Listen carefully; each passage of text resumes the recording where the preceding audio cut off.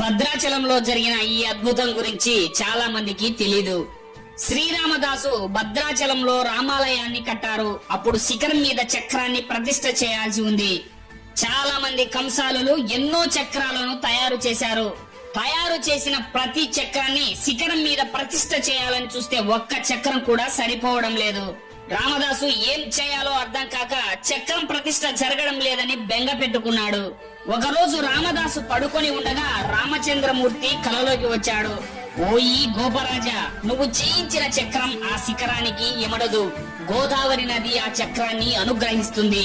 నువ్వు రేపు స్నానం చేసి గోదావరి నదిలో నిలబడు. అలల మీద తేలుతూ సుదర్శన చక్రం వస్తుంది అన్నారు.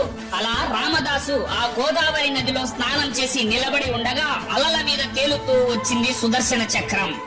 ఇప్పుడు భద్రాచలం రామాలయం పైన ఉన్న చక్రం సాక్షాత్తు రామచంద్రమూర్తి చెప్పగా గోదావరి తల్లి ప్రసాదంగా ఇచ్చిన సుదర్శన చక్రమే ఇది.